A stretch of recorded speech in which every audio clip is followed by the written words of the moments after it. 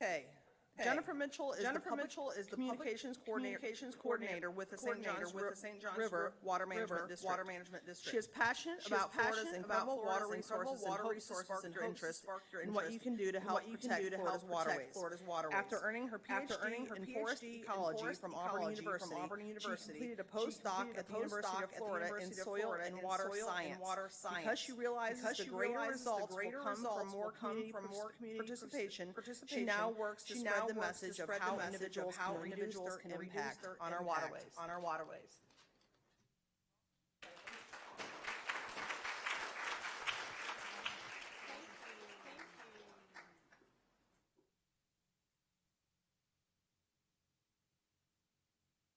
Thank you so much. I am excited to be here this morning, or this afternoon, whatever time it is, and speak to you all. I know that as realtors, my mom is a realtor in Georgia, but you're meeting some of the people that might be moving to Florida and may not understand our really unique ecosystems, a really unique way that we get water. And so I wanted to have the opportunity to speak to you all about that, so that you can both be educated yourselves, and so that you can educate those new folks that are moving to Florida. So let's start. You'll notice on your table, I don't have enough for everyone, but there are a good number, probably about half of you will get one, so maybe you can work together. We'll have a little quiz throughout the presentation. And how familiar are you with the St. John's River Water Management District? Have you requested permits, or do you ever work with us? Do you enjoy getting outside on our district properties? Do you follow us on social media and get our newsletters? And I do have a sign-up sheet in the back. I saw a few folks that signed up with us. That's great. You've seen the name on your tax bill, or you're really unsure who we are. And so whatever you click, the last thing you push, you will get a graph. So I see that we have some work to do as far as educating about who we are, but I think this is the greatest audience that actually has heard of the St. John's River Water Management District and are enjoying getting out on some of our properties. That's great. So we do have a ton of those, and I'll talk to those as we go through my presentation. So we are one of the five state permitting agencies that is responsible for making sure we have enough water for our natural systems, as well as for our environment. We know that Florida's ecosystems depend on an abundance of water, right? So as the regulatory agency that is in charge of making sure we have enough water, we cover all or portions of 18 counties, and it's the whole watershed of the St. John's River. So we cover the headwaters down here, all the way down into Indian River County, and then all the way up through Jacksonville, where the St. John's River comes out. And then we also have Nassau and Baker counties, because we don't want to neglect them and leave them to Georgia. So throughout my presentation, I have videos as well. So for the first one, I'll have to make sure that the volume is the right level. Let's see. So the video is next. So we have four core missions that everything we do falls under these. And throughout my presentation, you'll get to hear a little bit about how what we do falls into water supply, water quality, flood protection in our natural systems. So our job is really a balancing act. We have to ensure through permitting, through water conservation and other means that the water supply is adequate, not only for all of our industrial and commercial users, but for the public. We all need water. None of us can live without water. But it is a balancing act because remember, the environment needs water. And we're the voice for the environment. We have over 500 people here that are working for the citizens of our district to preserve, protect our water resources, make sure we have sufficient water supply, and take care of conservation of our natural resources. So where does the water in your home come from? And so this is a little bit of a trick question here in Brevard County. But we'll talk about that. Is it coming from a lake, or a reservoir, a river, aquifer, or I don't know? It does. So put your answer in of where you think your water comes from. That's what those things are. Yeah, so push the letter that corresponds to your answer. And if you see one next to you that's not being used, you can hand it to somebody else or answer twice. So in Brevard County, the city of Melbourne actually gets their water from a reservoir. They're one of the few utilities that are using a reservoir for their water. The rest of our district, about the other 98% of our district, uses water from the aquifer. And so there is that difference in the source of water. But it's important that we understand what the aquifer is and how surface water works as well.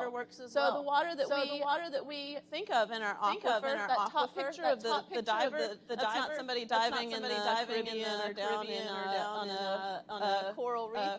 That's somebody actually diving into the Mammoth Cave or Mammoth Vent in Silver Spring. And so we have worked with divers helping us understand those large conduits and how the water is moving in our spring system and in our aquifer.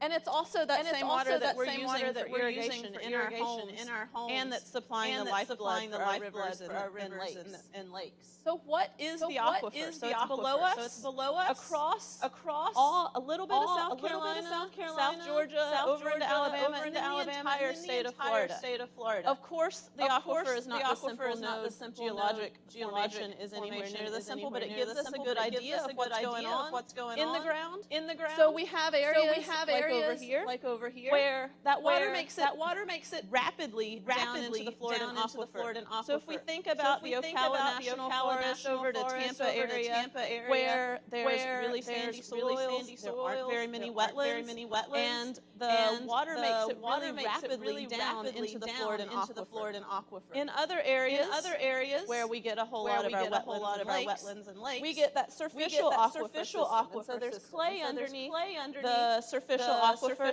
and so that keeps the water perched, if you will. So it's a higher water table. So sometimes people will talk about having a real shallow well. That might be that they're using that surficial aquifer if they have a shallow well. And then, of course, our water in our aquifer system is constantly moving, and our aquifer system is made out of limestone. So limestone is an amazing rock to have an aquifer in it because it has lots of tiny holes in it, but it also does have areas like we can see with that diver, really large conduits where the water is moving in these underground rivers, so the areas larger than the water is moving through. It's pretty amazing to think about that force of water in the movement.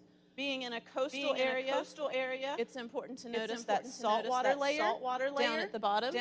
As we use this fresh water, that saltwater layer becomes higher. And so that can result in some of that saltwater intrusion you may hear about. As you move further south in the state of Florida, the saltwater area moves higher in the aquifer as well. So the further north you are, the more fresh water there is higher in the aquifer, or deeper in the aquifer. And of course, our springs are our windows to our aquifer. So they let us know what's going on down in the aquifer. They let us know how much water is able to come out of the aquifer and the water quality of them as well. And then the way we develop and what we do in our homes impacts our waters. If we notice, our homes are on top of the aquifer, and those make it down into the surficial aquifer and then out. And then also the way that we develop and the way we're moving water around with our development have an impact as well.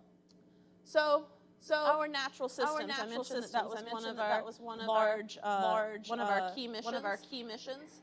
We have a little over 6,000 acres in our district that we are in charge of managing. We have it so that about 80 or 90% of those are open to the public at any given time. Hiking, biking, boating, fishing. Some of them you can hunt depending on what season it is and all of that sort of thing. But we do have some great trails. We have a lot of projects that are going on our district properties trying to improve water quality, to restore those systems. But one of the biggest things is that these natural systems, by leaving them as natural systems, a lot of them are wetlands. So we're able to help improve water quality by letting quality by letting those provide their functions, being the kidneys of our ecosystems, cleaning the water. We're able to help with flood protection because wetlands do a great job of preventing flooding because they can either decrease the amount of movement of water, but they also by keeping people from building in those low-lying areas that are going to flood, then we're preventing people from being flooded that way. And we're helping in the areas where that does recharge down into the aquifer by preventing building from occurring on top of those properties. We do a lot of prescribed burns on our property. If you know anything about Florida, we know that it burns on its own. And so if we can help it to burn frequently and reduce those fuel loads, then we have less of a chance of our lands impacting our neighbors. And we also are responsible for trying to decrease how many invasive species there are. So I have a little video about restoration projects on our district plans. After the map. So we have a few district properties down here. Our website is the best place to get up-to-date information as far as which lands are open. We have been doing a lot of restoration work and heavy machines. So those properties that are closed might be open at some point or will be open at some point. In addition to the land's water resource protection values and recreation, these lands are home to many restoration projects. Restoration projects have included harvesting seeds, implanting a variety of native species to restore areas to a more natural state. Some of these restoration projects are focused on providing habitat for listed species. Most of the listed species in Florida are fire dependent. A lack of fire at the right interval contributes to the decline of some of those species. The benefits to ecological health, water supply, water quality, and flood control that district lands provide reflect on the overall land management program and the staff who care for these public lands every day. So one of the great ways that we're able to burn larger areas is also through using horseback. Horses are specially trained. We also had a burn here recently that was an aerial mission. So we used helicopters and we're able to burn the marsh really well that way.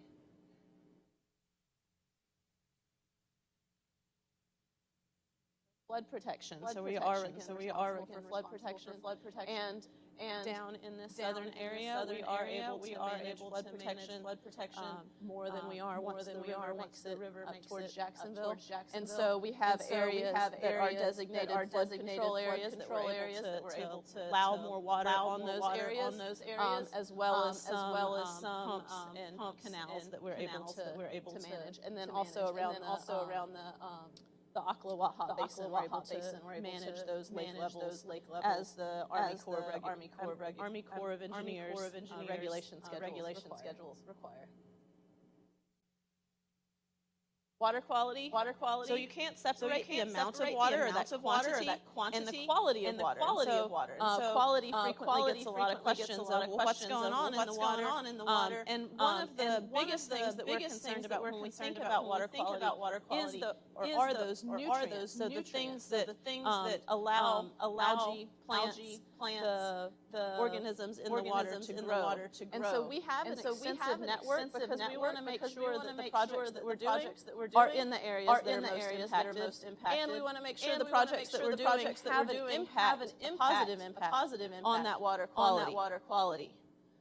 The district uses the water quality data we collect in a number of different ways. We look at status and trends of the data, simply to monitor whether water bodies are improving or declining, and how quickly that's happening. We also use those data to monitor total maximum daily loads and the progress of basin management action plans in cooperation with the Department of Environmental Protection. We do annual reports on impaired water bodies, provide those to DEP. We also use those water quality data for projects.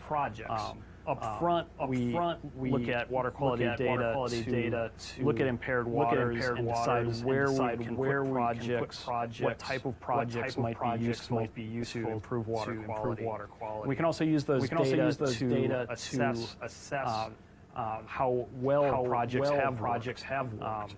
So have the projects worked as intended, and have we gotten the water quality benefits that we anticipated from those projects? So one of the ways that we influence water quality is through stormwater. So historically, point source pollutions or pipes leading from industry, wastewater facilities, those sort of things were the main contributing factor to water quality. Now, and especially in Florida, as our population grows, the stormwater and the non-point sources of pollution. So if we think about each one of our yards, each one of our cars could be a factor contributing to stormwater.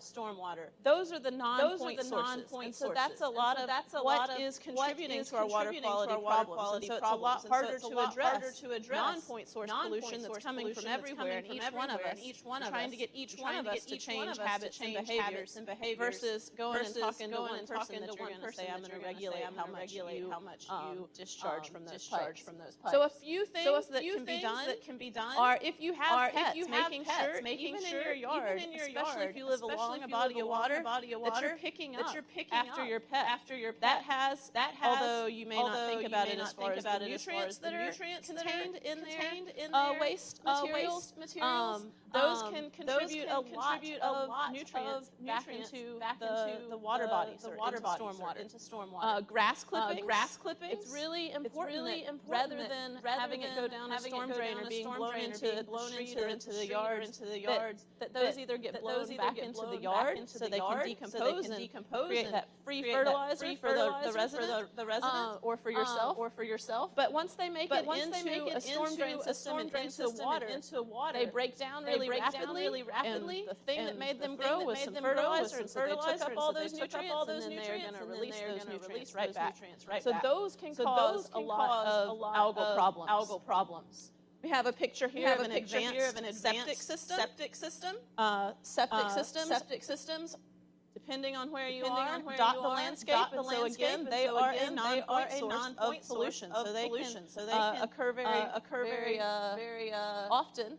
But if we have areas where we connect folks to sewer, putting in these more advanced treatment systems, which are going to do a better job of removing those nutrients, are a great way to improve water quality. As we're moving into hurricane season, it's important that you and potentially your neighbors, the folks that you're helping to buy a house, know about what their stormwater pond is in their backyard if they're buying waterfront property, that they know that it's a stormwater system.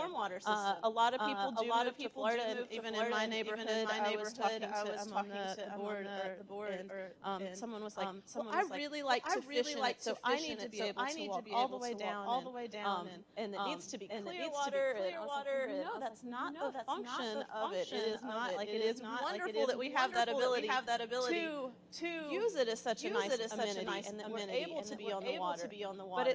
But it's serving this purpose of slowing the flow of our water to our water bodies, and allowing for some of those sediments, some of those nutrients to come out in our stormwater system. So as we're going into hurricane season, you want to make sure that your neighborhood, and they are your HOA, they're typically the ones who are going to be responsible for the stormwater systems, that the outflow structures are clear, so they're not all clogged up, because if they're clogged up, those stormwater ponds will not be able to overflow.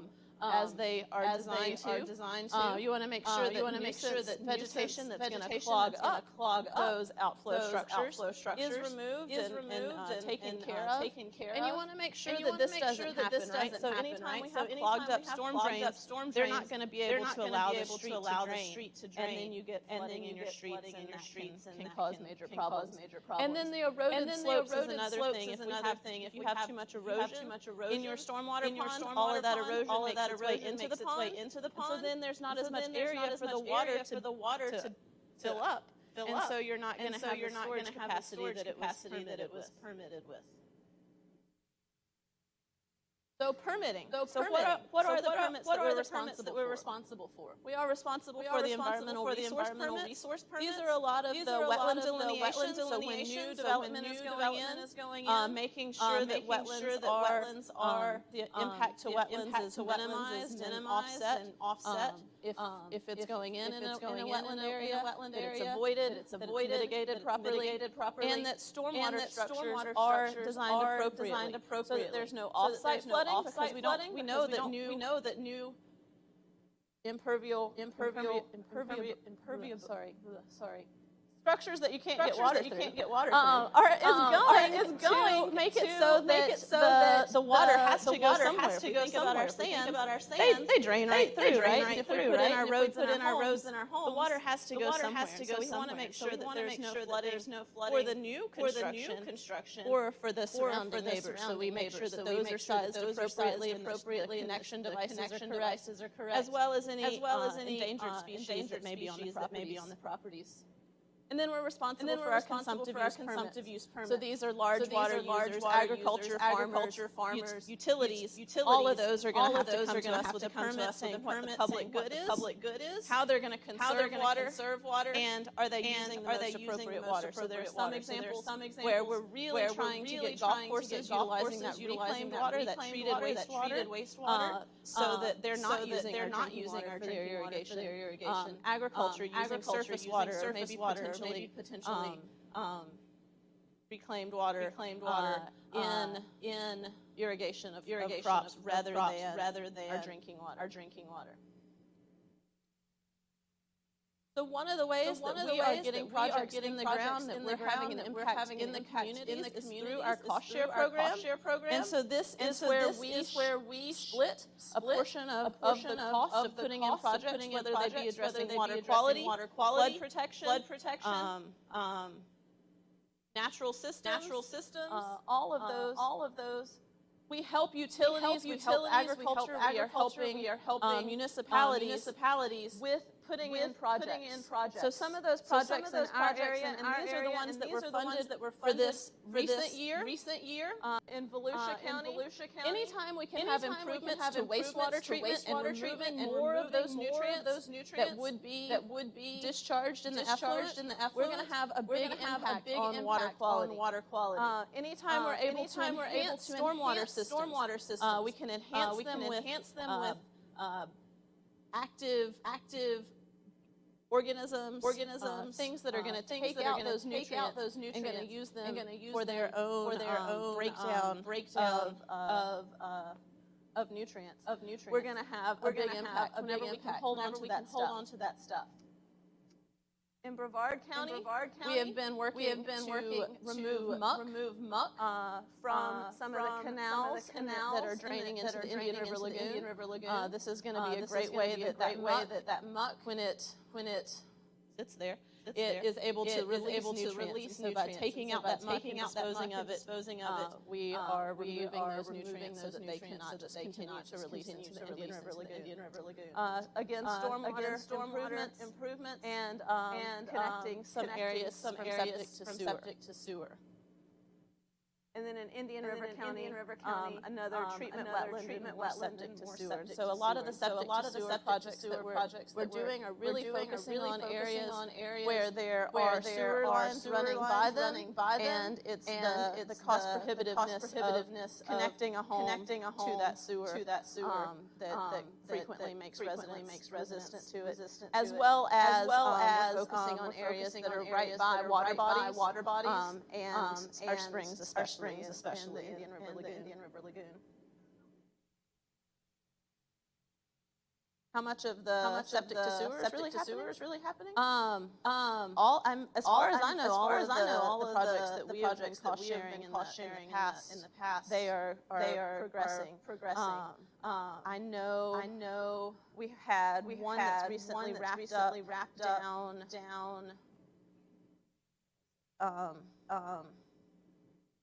In Sebastian, all of those businesses that are right along the lagoon have hooked up to the septic, or to the sewer that was running right by them.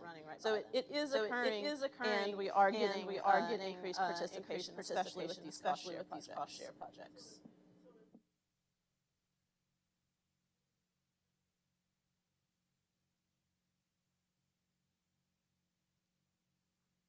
I am not sure. So a lot of that will depend on if they're in some of those key areas that are right along the Indian River Lagoon or in a tributary of it.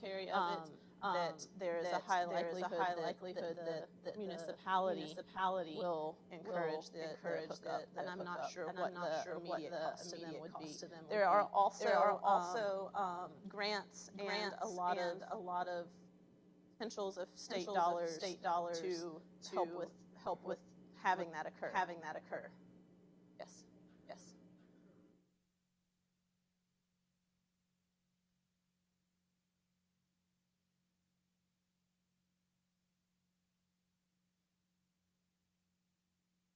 I'll have to look into that. That's a great idea. Some sort of interface. Yeah, I'm not aware of any website that you can do that right now. But I know that there is a really big push right now, especially if people are interested in converting. So I'll have to get back to y'all about that.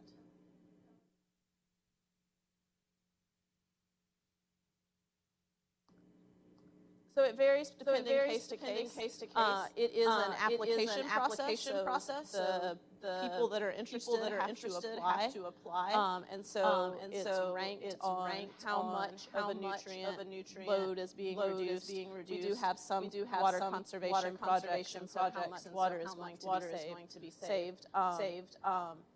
And so they are ranked, and there are depending on how much the total project is going to cost. Some of the times we say that we'll pay 30%, and sometimes it's a greater amount in the more rural counties and defined areas. We will pay 100%. So there was a big stormwater improvement project that occurred in Palatka that they're a definite rural community, and so that was 100% funded. Get the microphone. So the initial, I guess the initial plan is for septic to sewer is properties and businesses that are bordering the waterways. Correct. So is that going to expand further away from the waterways? So ultimately 100% of the residences will be hooked up to sewer. I am not sure what the end result desire would be. I would imagine if there is in an area that would be funds are available into the future, that would be the desire. But right now we just want to make sure that we're getting those nutrients that are rapidly making it into the waters off. Is there a time frame? No. Either the water line in the county, it's 50.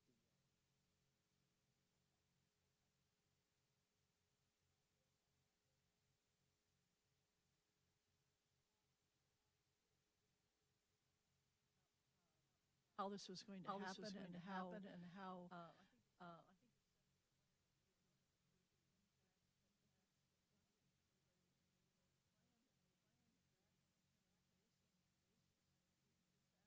Oh, I'm sure the county does. So as far as the cost share and where we're putting the funds, we don't have I'm not aware of a specific plan that we're going to fund X number of the projects that are being done. But on a county by county basis, they have a plan as well to convert from septic to sewer.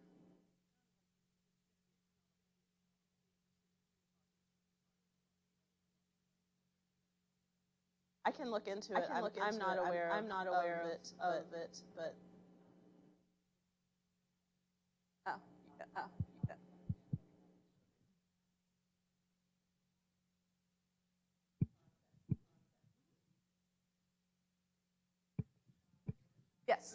Yes. And so as the cost share opportunities come about, we work very heavily in municipalities and trying to, if there is interest in applying for projects, to make sure that they're going to be as competitive as possible, because we want as many successful projects as we can get, because that's going to improve water quality.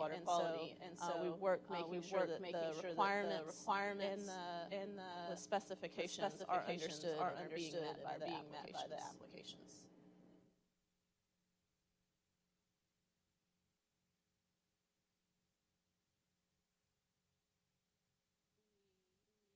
Application deadline is switched this past year. I believe is January or February, and then notified in October. So it's right. So our water supply. So let's talk a little bit about that water that we're using, about that conservation that can occur. So one of the ways, Through our water supply planning program, we calculate the anticipated water use demands over the 20-year planning horizon. And then we use these demand estimates to develop strategies that allow us to meet these water demands without causing any kind of environmental impact to any of the resources located within the planning area.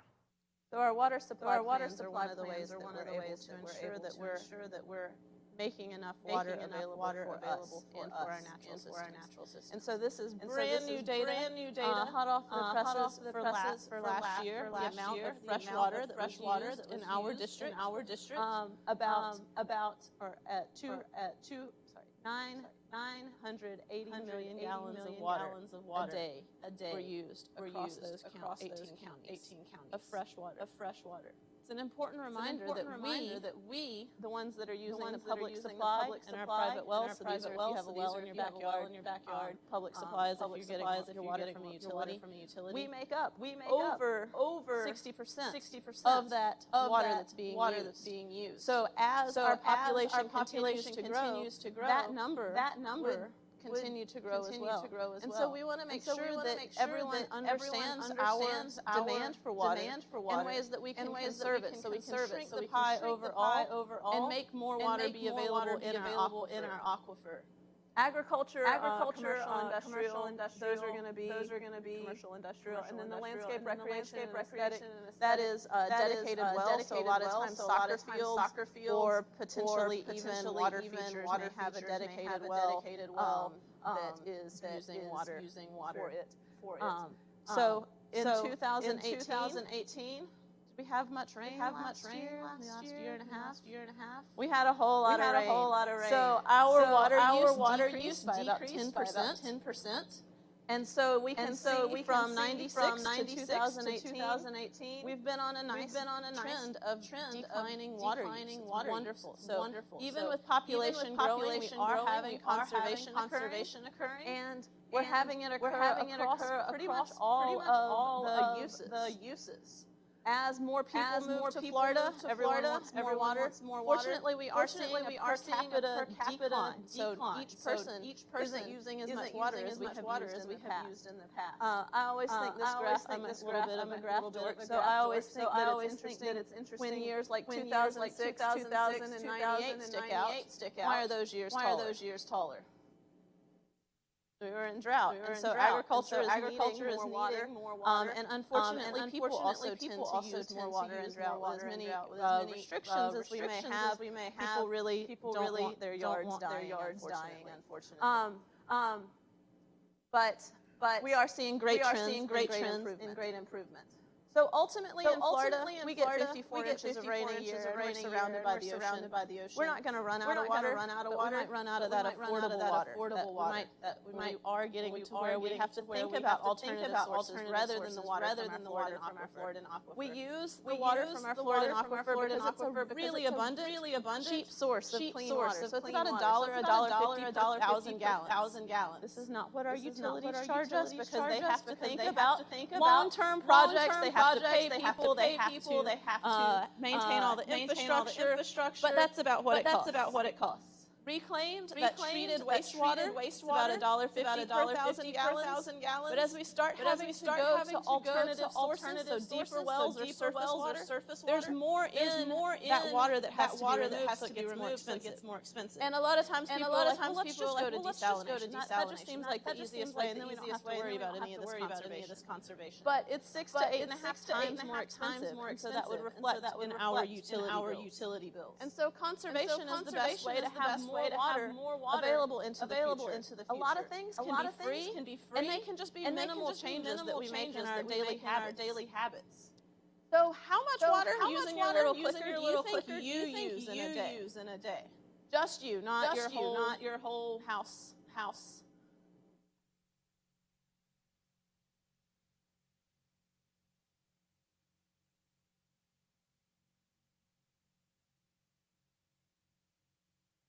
All right, so we think we have a lot of water conservers. So the average resident in 2018 used about 84 gallons of water a day. But how is that water getting used? So how is that 84 gallons getting used? If there is an in-ground irrigation system, the average is about half of that water goes outside. Indoors, our toilet sinks and shower heads are using the next largest amount. And leaks still make up 6% of our water use. That's what the little dripping faucet is. So really identifying those times that there are leaks are a really great way to save water that's not even being utilized. So inside, what are things that we can do? Does anybody have any tricks of things they do to save water in their house? You changed your shower heads? Awesome. Yeah. So shower heads, most people don't realize that their shower head, if it's a fairly new one even, it uses about 2.5 gallons a minute. So if you're in the shower for 10 minutes, you've used 25 gallons of water just starting your day.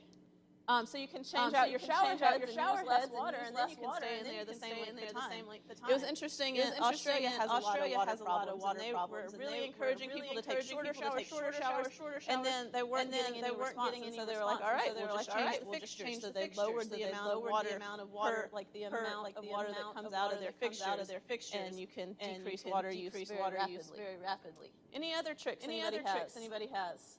Dual flush toilets, yes, those are a great way.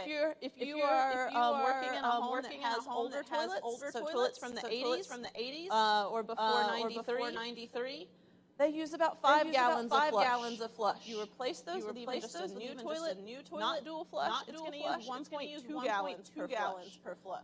There are a lot of utilities even that will do rebates, trying to encourage people to switch from old toilets to new toilets. Our dishwashers, people don't often think about how little water our dishwashers use. They use between 3 and 5 gallons per load. Your kitchen sink is going to use about 2.5 gallons a minute. So if you wash your dishes and let the water run, then you're going to use a lot more water. And anytime you're shopping for new appliances or new fixtures like shower heads, those sort of things, anytime you can find that Energy Sense or the Water Energy Star logo, those are going to be more water efficient fixtures.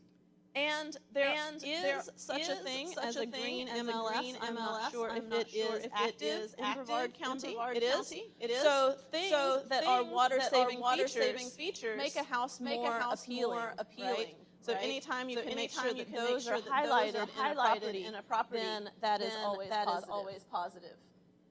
So what is the new habit you're going to take on in your own life so we can save more water? Can you take a 4-minute shorter shower now that you know your shower uses 2.5 gallons per minute? Are you going to turn off the sink while you brush your teeth? If you already do this, don't pick that as your new habit. Are you going to test your toilet for leaks? So I have some dye tabs in the back. Toilets are one of the big culprits for those 6% leaks. Sometimes you hear it flush, sometimes you don't. So you can either use food coloring, which you put in the back of the toilet, you wait about 5-10 minutes, and then look in the bowl, and if there's any coloration in the bowl, then you have a leaky toilet. And so usually it's just the flat bricks, a $2 part, but it can be 90 gallons a day that are going down the toilet. Or you can't take a shorter shower, so you're going to replace your shower heads with water-scented shower heads, which is your new habit. Awesome. I'm excited to see this shower heads. All right, so let's talk about your yard. That 50% of water that gets used. Do you at your house have an irrigation system? No. Yes, but I have it turned off. Yes, it waters 1 day a week. Yes, it waters 2 days a week.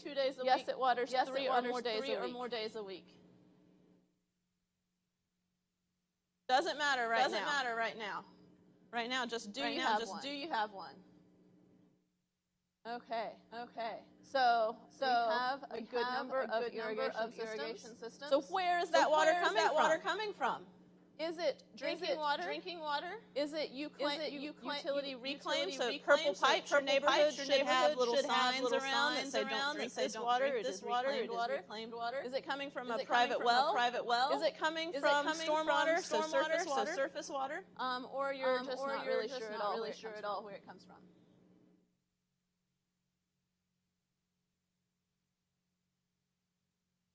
A lot of private wells.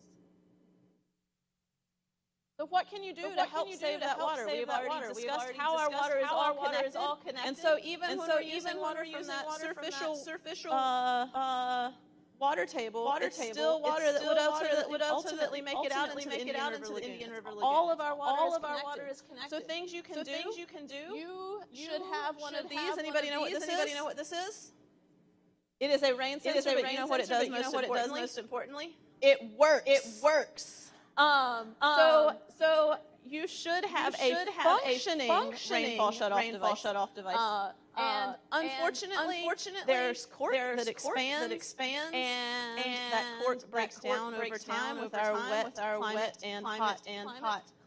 So replacing that and making sure it's functioning is a really important thing, because if you notice, and it drives me crazy and usually all other people crazy, when people are just watering and it's raining because that is not working. Things that you can do and are being done in new development is making sure that new zones that have beds or things that aren't going to need as much water are on one zone, and the grass is on a different zone. That way, once those plants are established, you can turn them off. You can turn off the zone. If y'all deal with people as they are getting new homes, as I'm sure most of you are, letting people know that the people that lived there before may just have their timer so that it's watering every single day. And their grass doesn't need that much water. That 2 days a week is our irrigation restriction. And so unless it's reclaimed, you shouldn't be watering more than 2 days a week. And as we get our rains, you don't even need to be watering that much. And then that home in the top picture has just a smaller amount of grass overall. So less area that's needing that irrigation. So right now we're in our daylight savings watering restrictions. So you don't want to water in the middle of the day, right? That's when the most amount of water gets lost to evaporation. And you don't want to water more than 2 days a week. I have some magnets in the back that say what day your address is allowed to water. And again, those are for if you're using surface water, groundwater, anything but reclaimed water. So what is the new way you're going to save water? Outside. Are you going to start making sure that you're watering only when needed? Are you going to check that your rainfall sensor is working? And you can do that by spraying it with a hose and then trying to turn your system on. And if it comes on, then it's not functioning. Can you check for those busted and misaligned heads, the ones that are watering your entire driveway, maybe the street or the geysers? Those, as you could imagine, use a whole lot of water. Or are you going to change your landscape and reduce the total amount of area that's needing irrigation? Awesome. So I'm happy to take any questions that you have.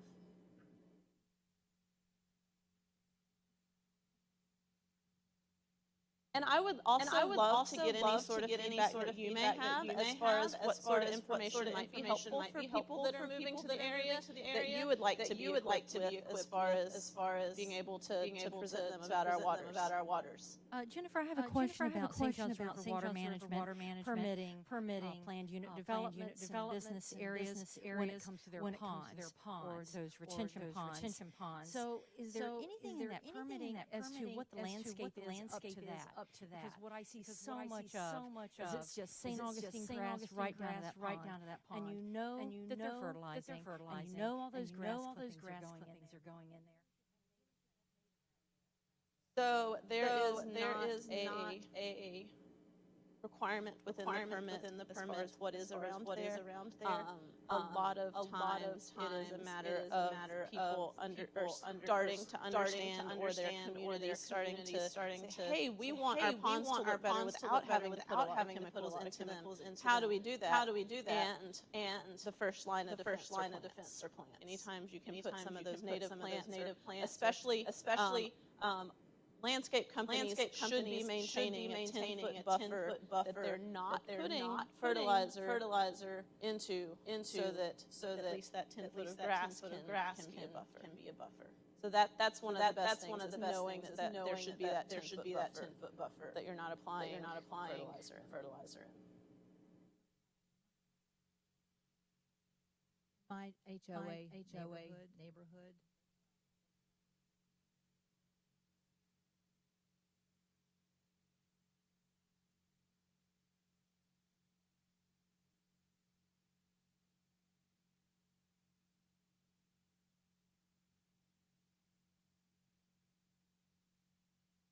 So a lot of communities will spray so that invasive species do not come up.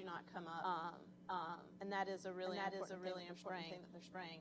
If they are spraying them and have the right permits, they will be applying them as to the label. So there are herbicides that are intended for being around water. With that said, I would hope that most people know not to eat anything that comes out of their stormwater pond, because a lot of times they are treated with copper as well to make those algal blooms sink and kill the algae.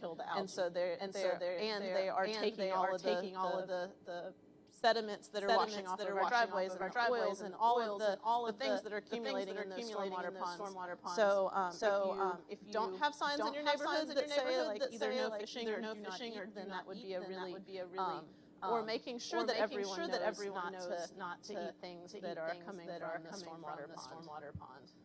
But also, if you live in an HOA or think your HOA would be interested in a presentation about stormwater ponds, about irrigation, I would love to speak to them as well. Any other questions? I live in a community that has a small stormwater pond as well as channels behind a lot of houses, and they get filled up with lily pads. And I know there are certain restrictions controlled by the state. What the process is. I am not sure what that process would be for the removal of them. Some of the times it depends on what the species is.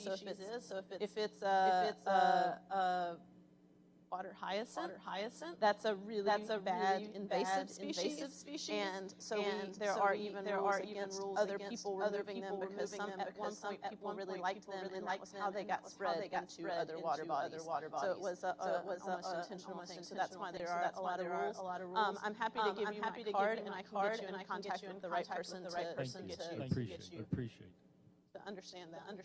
Questions? There are some people leaving. There is a sign-up sheet in the back for the St. John's Water Management newsletter. So if you want more information, you can also do that. Yes, and other handouts as well about water quality and.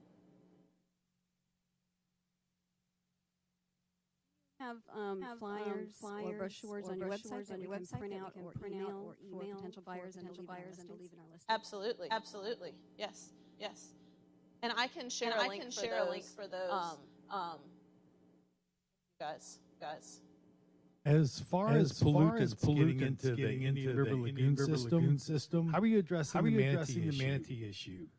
The state has determined that the entire Indian River Lagoon now, the carrying capacity in Brevard County is about 500 animals. But because of this power plant in St. John, we have over 2,000 of them. And each manatee is pooping 20 to 50 pounds of poop a day in there. So how are we going to address that? We have not tried to address the manatee question. I think there are enough other places that we know that we can start. Well, that's something major too, because the manatees have eaten most of the seagrass, except for up in the Mosquito Lagoon area. And that was absorbing a lot of the poop, but now that that's gone, they're trying to figure it out. Well, it'll grow back, and we are working in some areas to restore those populations of the eelgrass. They pull it up, and it's got to be replanted. They tried it down at Sebastian Inlet. They replanted 8 acres, and the manatees cleaned it out in 3 days. So something to think about. Yeah. Maybe we need to invent some sort of thing like for the horse-drawn carriages. I have not. Okay. Oh, okay. Our beautiful water that is cut off. I was told because of our wonderful port. We don't have the brown algae, the blooms. Looks horrible. I mean, is there anything that can reach our waters to where we don't have to go to Key West to see beautiful water? It's brown and not appealing. So we're working on it. And so a lot of times I feel like people want an immediate fix to a lot of our water issues. And because they are living systems, as we put in new projects that are removing nutrients, they take a little bit of time to have an effect. But there is improvement that we're seeing. So we're hoping that a lot of those projects will continue to cause improvement. Another one of the things that really causes impacts and things that we can't control is weather patterns. So more rainfall is helpful, but at the same time, as we get more and more people with more and more nutrients, those make their way into our water bodies as well. So it's complex. It's complex, I guess. Right.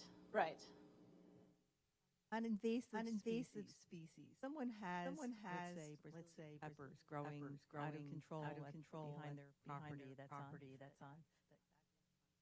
And they contact someone to. Yes. So if a conservation, depending on who the conservation easement is through, you're able to contact that entity that is managing it or that it is through, and you can either come up with a plan as to how the two of you may be able to control them, or at least they would say absolutely go in there and remove that Brazilian pepper. So yeah, it's important that you have that communication with the entity that oversees the right.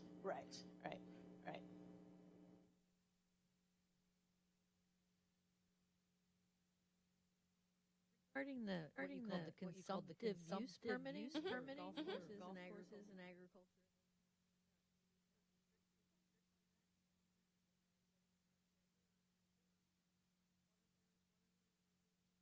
So that is what the permit is setting up that maximum amount of water that they're able to utilize. So it would depend on what sort of entity they are. So of course utilities are going to be able to get more water than agriculture or golf courses. But the top limit of that permit is set up as to be the restriction of how much water they're able to utilize. It is, yes. So they report it to us. The agriculture versus golf courses versus utilities report at different frequencies. I think agriculture is monthly, and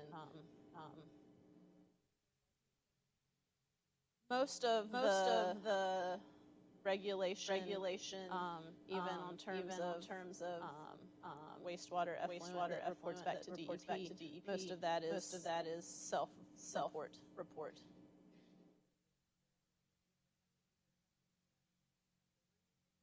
Yes. So there could be fines, or it would be considering that permit and potentially changing it in the future. Yes. So that would be part of the commercial that I had up there. But of our total use, the bottled water industry is about 1/10 of 1%. Beer and sodas use the other portion of that 1%. So in our district, there's a very small amount of bottled water. Hi. I don't know if you can speak to this or not. I don't know if you're involved, but into opening up mitigation banks. Are you involved with the licensing on that at all? Not me personally. Right. But yeah. And do you see anything where that's going to be lightened up? Because it's just ridiculous. There's been a huge bank, in central northern county that's closed for so long. You can't build anything. It's crazy. I don't know that I understand the question. Well, there's a huge mitigation bank that's sitting there waiting for approval. And so if you want to build a single family home on a wetland or on a partial wetland, I mean, even just to put a driveway in, you could have an acre that's 80% dry, but you've got to go across a portion of wetland. You can't. You have to mitigate, and the banks are closed. And there's no permit. I don't know if there's movement to try and get that moving or not. I was not aware that there were those concerns. But if you have further questions, I'm happy to direct you to our permitting folks that are in the area. Just a quick question. Does your website have a list of native plants that are better for planting? We do, and I actually have a handout that leads you to that website. It's a lot of water-wise plants, so they're not all native, but they are. You're able to specify the soil conditions, sunlight, and even if you want a tree or and it'll give you a full list of them.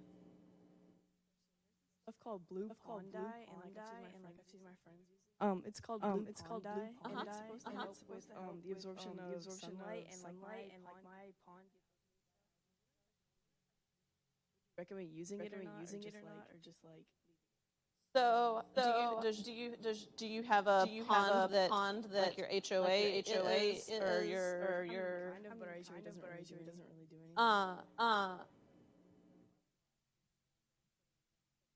Ice clippings go into there, and they just go straight into the pond. And so I was wondering if I could, during the summer, the entire pond is covered with right. Then it sinks down to the bottom and all the fish. Right. It might be worth consulting a pond management company and trying to get your neighborhood to contract with them because as a individual you don't want to just you wouldn't want the liability of you putting stuff in the pond. It can decrease the amount of algae.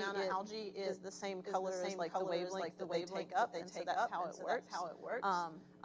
But it's one of those kind of debates of it's another chemical that you're adding into the water system. So that's where talking to some of the pond management companies might be able to give you another alternative as well.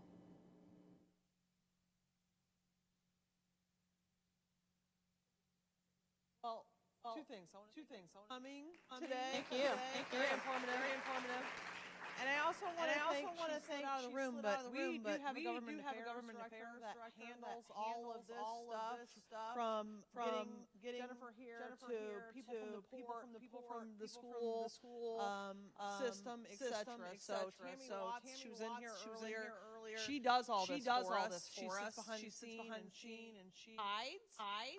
But know that she is constantly working to get you guys information, constantly working to protect private property rights, etc. So when you see her in the hall, give her a wave, give her a thank you. I'm sure she'd appreciate that. So thank you for coming, Jennifer. Sign up for the newsletter in the back if you haven't already.